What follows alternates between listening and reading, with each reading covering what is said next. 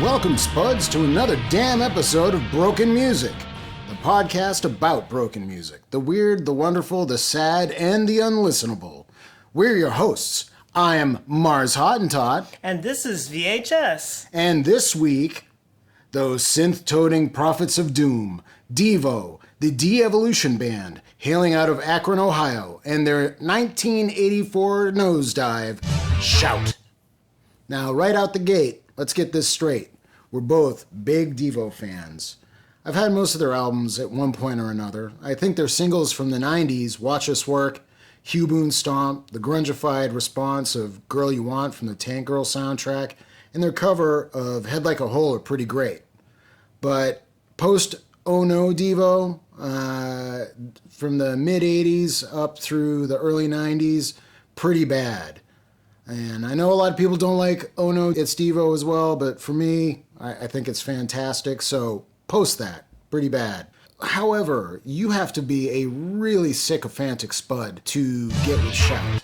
Okay, so before we get into donkey punching the living shit out of Shout, I want to get into why we liked DEVO in the first place. What made them interesting, maybe a little bit about their concept, and just, maybe some personal anecdotes about what made them cool. For me, I would say, okay, so I'm a little older than you are. I got into DEVO a little earlier than Shout. I wasn't into DEVO during their classic period. I was too young. But, I liked Whip It and stuff, and I liked Oh No. That was kind of the record where I was pretty into it. But being from a rural area in central Maine, DEVO was kind of an epithet for nerds and gay kids. So you didn't want people to know you liked DEVO. It was kind of like you had to be a closet DEVO fan. And I was certainly a closet DEVO fan because primarily I was into heavy metal around this time. Like, your general heavy metal like Iron Maiden and Black Sabbath and stuff like that. I saw the video for their cover of Jimi Hendrix's Are You Experienced? And it's pretty wild. Even today it stands up as a pretty funny, crazy video. And at that point I was like, yeah, you know what, fuck it. I like DEVO, I don't care who knows it. And then I get the record and it's fucking awful. It's like an embarrassment. But the things I liked about DEVO were the crazy angular guitars, the mix of wacky sci-fi synth sounds with off-the-wall guitars. They were catchy. I didn't really understand a lot of where they were coming from until my 20s when I started to be able to kind of catch on to their history, the theory of de-evolution and whatnot. And they're just so cynical that, as a young person, young adult, that cynicism really feeds you. And, we're living in 2020, so it's almost like DEVO were absolutely right. So for me, I was like a longtime DEVO fan, probably about 25 years. But when I was very young, I just knew of DEVO as the band that played Whip It. And I liked Whip It enough, but it was more synth-based. And I was just strictly into guitar rock at that time. And I read an article saying that Are We Not Men was a great album. So I thought I'd give it a chance and was immediately blown away by it. And I really loved the Bob's approach to the guitar and to find out that they had an entire message that was like the total package in a group that's missing from a lot of groups. You don't see a lot of groups that have like a manifesto to go by. Yeah. And that I feel like I didn't get that from Whip It. I didn't get like this entire message that you really get out of Are We Not Men. So that album sold me on them immediately. I think I heard Jocko Homo right around the time that I was starting to get into things like Butthole Surfers and noise rock. I was like, this really isn't too much different than this other stuff. It definitely didn't sound like the DEVO that I was used to, which was basically freedom of choice and oh no, it's DEVO. So yeah, that was pretty mind-blowing. And then, you check out the rest of the records and they're all tight. Duty Now for the Future, New Traditionalists, Freedom of Choice, those are all fantastic records. And then in the 90s, early 90s, Rykodisc put out these hardcore Devo discs, which were demos from before Are We Not Men, and those are fucking crazy. Like, that's some dark, weird, goofy, nuts out shit. And at that point, I was like, yeah, this top 5 band for me. Devo, fantastic. Yeah, it doesn't make us feel great to have to, like, kick this record around, but kick it around we must. How aware of this record were you before we started listening to it a few times to do this? I was apparently not very aware of it. I had heard the Are You Experienced cover before this, and somehow I had gotten this mixed up in my mind with Total Devo. Easy mistake. Which was another awful one. And I think Devo's career went on such a steady decline at the end that I might have listened to these albums once in the past and immediately discarded them, like didn't even bother to give them a second listen. So a lot of these later records they do just kind of mush together in my mind because I just it didn't have enough to grab me for even a second listen. Yeah, I feel like for me, they went from being this like cool, funny band into being pretty much like everybody else. I would rate their earlier stuff as kind of post-punk, and then they go into a new wave era. By Shout is the beginning of their big pop era, and I would term that as things like Peter Gabriel, Madonna, Depeche Mode, Phil Collins, Duran Duran, Cyndi Lauper. It's like this post-new wave. It's like new wave with a giant budget, and sometimes it works. I think Peter Gabriel is fantastic. I think that some of the stuff that Cyndi Lauper did definitely still holds up. But what Devo did in this era is bad. And let's get into why it's bad. By 1984, the band was kind of splintering. What I read was that Jerry and Mark were convinced that guitars were completely out by this time, and they were going to set out to prove that with this record. So when you have 40% of the band tell another 40% of the band that you are not really useful, that's kind of lousy. And then Alan, they pretty much edged out with the drum machine. Yeah, the drummer Alan, they edged him out with drum machines. So while Jerry and Mark might have taken the creative reins on this, they kind of did so at the expense of the other 60% of the band. Yeah, and Alan left the band after this. I mean, I guess he stuck around for a couple more years, but he didn't make it to the next record, and I'm fairly certain they didn't tour, so, I mean, I guess he was cashing checks, but he was done, creatively speaking. Bob One, at this point, had a serious alcohol problem, and according to the book Are We Not Men, We Are Devo by Jay Dellinger and David Geifels, I don't know if I'm saying their names right or not, a Frank Schubert, who was their touring guitar tech, is playing guitar on this record. You said Jerry was... Jerry, I think, denied that, but I think Frank himself said, yeah, it was me. Yeah, Frank says it's him. We know that Bob had a major alcohol problem at that point. Plus, the band themselves, or I should say Mark and Jerry, in another interview, are saying, well, one of the problems with Devo and why they did it all was because people weren't showing up. Well, what does that mean? You replaced Alan with a drum machine, so who else isn't showing up? It's one of the Bobs, right? It's the guitars. There you go.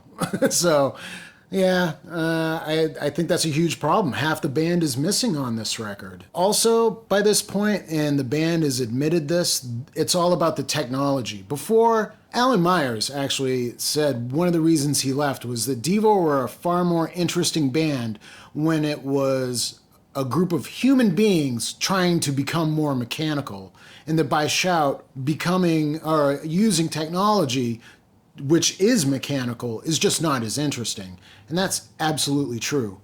The record is made primarily with synthesizers, which they've always used, but the basic heavy lifting of this record is done with a Fairlight CMI, which was an early, in fact, I think the earliest sampler. 8-bit sampler. It cost as much as a house, and it's very crude. Low bit technology. It is kind of cool in what it sounds like, but it's so limited that everything that it does kind of has a color, like any instrument. The Fairlight's coloring is very stilted rhythms. One of the big mistakes of this record is that they use the same tempos on everything. So you have the Fairlight sampling guitars, sampling synthesizers, and sampling drums, all going in the same like stilted kind of feel. It's not good. I read it was a 2007 interview that someone asked Jerry about Shout, and he said that Shout was the biggest regret in his entire career. And also there was, I think, a Twitter exchange between a fan and him where he said that Shout was just too painful to talk about. And I also read the recording process drug out for 10 months. So it had to have been a laborious, just painful project for them. Yeah, sure. Well, one of the things I'm sure was that they were learning some of this technology. There's also, I didn't get their names, but there's two other people that are operating the Fairlight. So they didn't really learn how to program it. I believe that these two other guys were kind of doing all the actual work of sampling. Like they'd find something that they thought sounded cool, but these guys were doing the work. They would play the keyboard that's attached to the Fairlight, but they weren't doing any of the actual sampling. But still, the sampling had to be done, and it was hard, and it took a computer and these giant 5-inch floppy disks, so I'm sure that dragged out the process. Plus, it was just Mark and Jerry. So two people having to probably write all the songs in the studio, use technology that they're not used to. They're pissed off. They're probably burned out. Oh, let's get into the fact that it was a new record deal. Oh, yeah. So, same label, but a new deal. Yeah, so it was just a one record deal. So this wasn't produced like, oh, we have to just fulfill a contract. This was like their one shot, and they thought we're going to get back in the game. So I think part of it was they were afraid to take a big chance or take any big musical risks. So they were probably trying to do their best to approximate what they thought they heard on the radio. Right. Yeah. Definitely. I think that's probably why they were using the Fairlight, because that was a pretty popular instrument at the time. Duran Duran used one. Depeche Mode used one. Art of Noise. There were a lot of bands that had hits that were using this machine. And like I said, this machine has a very signature kind of sound. So if you're the cynical guys from Devo, you think, oh yeah, we'll just use this and the hits will keep coming. Plus, I'm sure they wanted hits because it's a one record deal. The only way they're going to get a follow-up deal is to get a hit. So that plays into what else I want to talk about, which is that this record has way too many quotes of other artists. Now, you had told me that a lot of their music was created by kind of jamming on something. Yeah, so what I had read was their early technique was to take recognizable riffs, be it from popular songs or sometimes from commercials, and they would take it and then they would mutate it. And I remember... Want to get into what mutation actually means? Oh, just to kind of either chop it up or just kind of play it differently. Right, they'd play it for hours and change it over the course of those hours, right? Right. And then... So their first big breakthrough was with Satisfaction. Right. And, but musically, the recognizable riff of da-da-na-na-na, it's not really in there, like, in the song. It's kind of just... It is in there at one point, but it's kind of... If you're not paying attention, you're not going to hear it. It's definitely subtle. Yeah. Well, I guess the thing is... The main gist of it is not that. If you had taken away the vocals from Satisfaction, you probably would not recognize it as Satisfaction at all. Definitely not. So they said that the way they got there was they started off jamming on Satisfaction, but they slowly warped it and warped it and warped it until they had turned it into their own creation, really. Even though it was still a cover song, it's still very much a Devo-fied in a way. Right. And I guess there's... plenty of songs that they did that to. You were saying that Whip It, and once you told me, it's obvious, but Whip It was... the intro to Pretty Woman kind of chopped off. Yeah. Like the maybe. No. Yep. But, yeah, chopped. They chopped it, and then just kept playing in that really syncopated, stilted way. Yeah, brilliant. Right. So for me, it's almost like from an art perspective, it's like collage. Like whenever you do collage, the whole point is to take something and you kind of recontextualize it, or you alter it in some way that makes it your own statement. And that was their technique early. But it's in a musical way. And very successful, because I mean, I've heard Whip It at least 300 times, if not more, and I didn't notice that until you just said it. Now that you've said it to me, it's all you can hear. It's all I can hear. But I didn't notice that. Now on this record, they do this over and over again, and sometimes there's more than one pastiche going on, and it's not clever. It's just like, hey, look, we're using this riff. Oh, look at us, clever boys. Yeah, it's not altered in a way that makes it their own. And that might be due to using a studio musician as well, or a session man, so to speak. Right. Well, early on, they were all in a room, in a practice space, playing together as a band. 5 humans. And they were, doing the negotiations that occur with a band, and they were evolving these songs themselves and changing them and reacting to each other, and that's completely lost by the Shout era. They're not in a room playing together creating these songs anymore. And I'm sure they probably tried to explain this to Frank and these other people that they had with them, but they probably didn't get it. And they were probably, oh yeah, I get it. Yeah, okay, so we're gonna put in the Wilson Pickett's Land of a Thousand Dances riff, no problem. Now that's exactly what it sounds like. It's not cut up, it's not recontextualized. It's just that riff plopped right in the middle of Here to Go. And then in the song Fourth Dimension, which also cannibalizes their own song Snowball from Freedom of Choice. So you put those two things together and it's kind of like, eh. Also, one song, Please, Please, obviously there's a James Brown connotation there, but they lift Richard Hell's Love Comes in Spurts, which is pretty egregious, I thought. I think they also throw Don't Be Cruel in there by... Yeah, Don't Be Cruel is in there. Oh, God, what's that? There's a Gene Vincent song in there as well that I'm totally spacing on, but there's a Gene Vincent riff. But they're obvious. They're not clever. It's not chopped up, not recontextualized. Just like, here this is, here that is. It's like they're trying in the dumbest way to recapture the satisfaction moment. And then they finally go ahead and do Are You Experienced to try and do it. It's just not up to par. It's not terrible. In fact, it's probably the best song on here.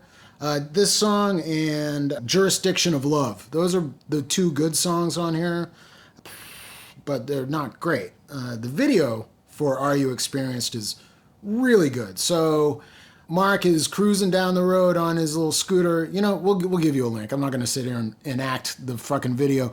But they're supposed to be lava lamp hippies. They get turned by a peace sign giving off an evil gas, turns them all into hippies. During the solo break, Jimi Hendrix pops out of a coffin on stage, plays a solo, and then drops dead back into the coffin.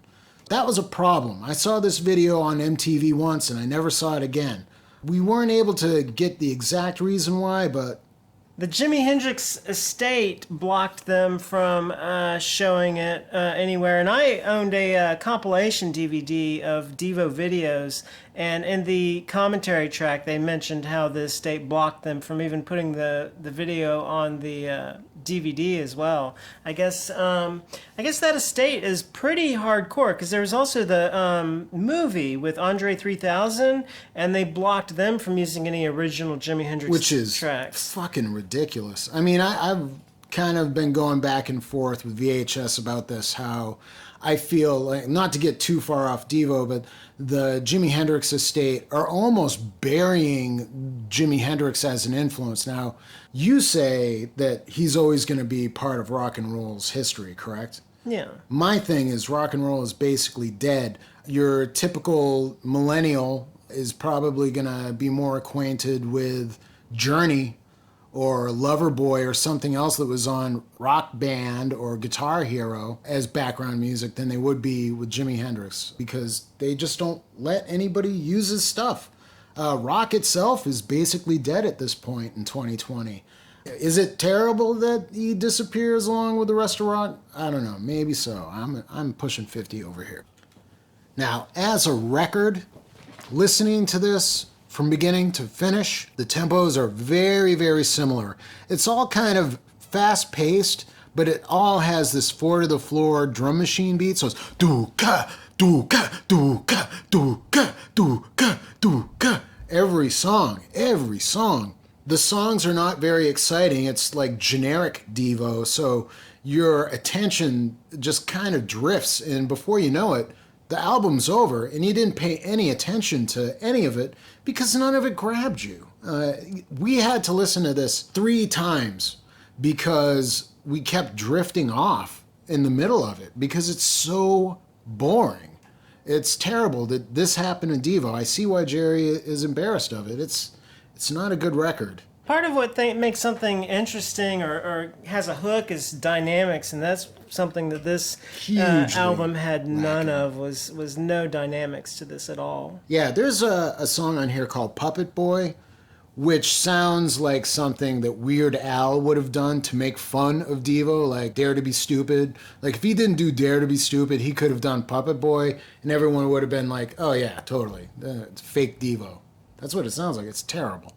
It's got like 8th grade level deep lyrics. Yeah, maybe I just like guitar-based music so much, but I find that the less guitar there is in Devo's music, the less I like them somehow, you know. And also, Alan was such a huge creative force in the band that nixing him was a huge mistake. Huge. I would say that's the biggest mistake, is getting rid of Alan. The guy is a machine, but he's a machine that knows more than 4/4. You know, that's all the Fairlight could do is 4/4. Terrible. For me, I don't mind electronic music. There's plenty of music coming out around that same time that used a lot of the same type of equipment or equivalent that is fantastic. Early Skinny Puppy, Cabaret Voltaire's more electro-influenced stuff from that era, fantastic. Very vibrant and alive, even though they're using all these cold elements. This is just bad. Any final thoughts? So, I once took a road trip and I spent one night in Akron, Ohio. And I stayed in a hotel, and the hotel had a leaky tub. So getting out of the shower, I slipped on the tile and I fell onto the toilet and I bruised my rib pretty badly. And for me, listening to this album was very much like falling on a toilet and bruising my rib. It was in Akron, Ohio. In Akron, Ohio. Yeah, it was. It's very disappointing for me. It's very sad for me. Sometimes, though, I look at a record like this and I think of artists that I've looked up to that may have died young, and they go, oh, they died so young. Can you imagine the amazing music that they would have made? And I feel like every great artist that died young probably had a shout in them that would have been embarrassing for everyone and just disappointing, and would have slightly tarnished the image of the young genius. Absolutely. And I feel like one of the things that I love about Devo, their cynicism, is also kind of what brought them down here. Their cynical outlook on their mainstream fan base, they overshot it. They should have kept up with the underground spuds on some level. Yeah, so I actually had dinner with Jerry with a group of my friends once, and it was right around the time Something for Everyone came out. Now let's get into that real quick. Something for Everyone was their comeback record in 2010. Is it Something for Everyone or Something for Everybody? I can't remember either. So it's not bad, though. Yeah. So at dinner, Jerry was lamenting the fact that they were not getting airplay on this record. And one of the things I distinctly remember him saying was that they had done everything right, that they had the right tempos, and they had this, that, and the other. And I think maybe what it is they look at what is being played on mainstream radio as formulaic. Right. And so they think, well, if we just do that exact formula, we should have the same results. Unfortunately, and I hate to tell you this, Devo, and I've said this to Celtic Frost as well, you guys aren't hot. You weren't hot in the mid-70s. You weren't hot in the mid-80s. And you're not hot now. You certainly weren't hot when you were in your late 50s, early 60s when you did that record.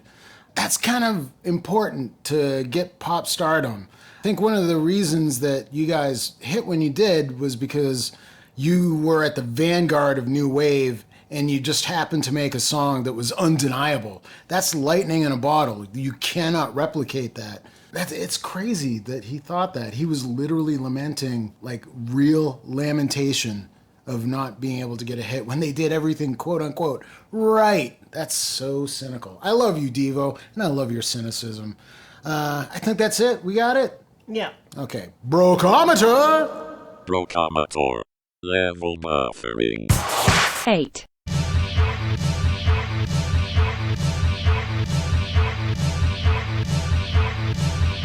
Find us on Twitter at @BrockMusic. Don't be an in your tweet, click like and subscribe. Next week, hold on to your parachute pants, it's Corey Feldman. Corey Feldman. Corey Feldman. Corey Feldman. Corey Feldman. Corey Feldman. Corey Feldman. Corey Feldman. Corey Feldman. Corey Feldman. Corey Feldman. Corey Feldman. Corey Feldman. Corey Feldman. Corey Feldman. Corey Feldman. Corey Feldman. 2, 3, 4. Da, da, na, na, na. Do,